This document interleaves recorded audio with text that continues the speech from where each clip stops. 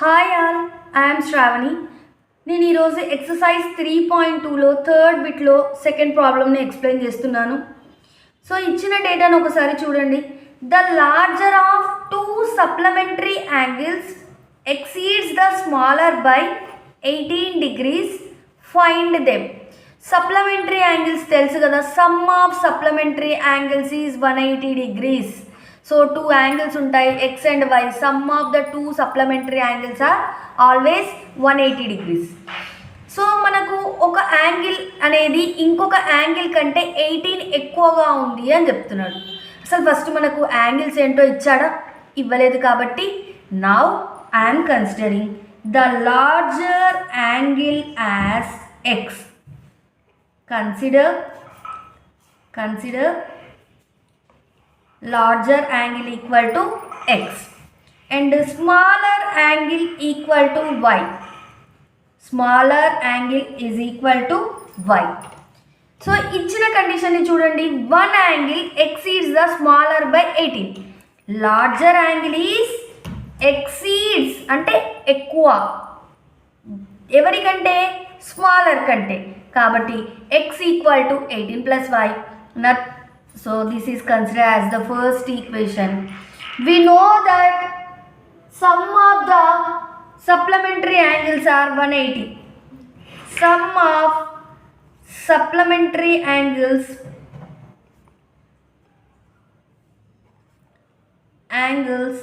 is equal to 180 degrees. So x plus y equal to 180 degrees. This is the second equation. So మనకు already first ఈక్వేషన్లో x తెలుసు కాబట్టి so substitute 1 in second. So 18 plus y equal to 180 degrees. 18 plus ఏమీ లేదు అంటే ముందు 1 ఉన్నట్టు, 1y plus 1y 2y equal to 180 degrees. 2y equal to 180 degrees minus 18. అందుకు plus 18 ఇటువైపు వస్తే ఏమవుతుంది? మైనస్ 18 అవుతుంది. 2y equal to 180 minus 18 2. 7 నుండి 1 పోతే 6, 162. y equal to 162 by 2. Multiply అయ్యే 2 ఇటు సైడ్ వస్తే డివిజన్ అవుతుంది. 2 1s 2 8s 2 1s. So y equal to 81. We got the value y. x తెలియాలి, x కావాలి కాబట్టి సో yని తీసుకొని వెళ్ళి ఈక్వేషన్ 1లో సబ్స్టిట్యూట్ చేస్తున్నాను. Substitute y in equation 1.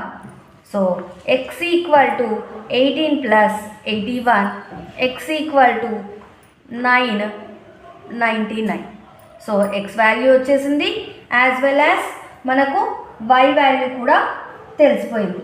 Okay, so therefore x equal to 99, y equal to 81. Okay, ఎందుకు యాంగిల్స్ని ఎప్పుడు డిగ్రీస్లో చెప్తాం కాబట్టి డిగ్రీస్ కూడా పెడుతున్నాడు. Okay, if you like the video please subscribe my channel. Bye అన్నా.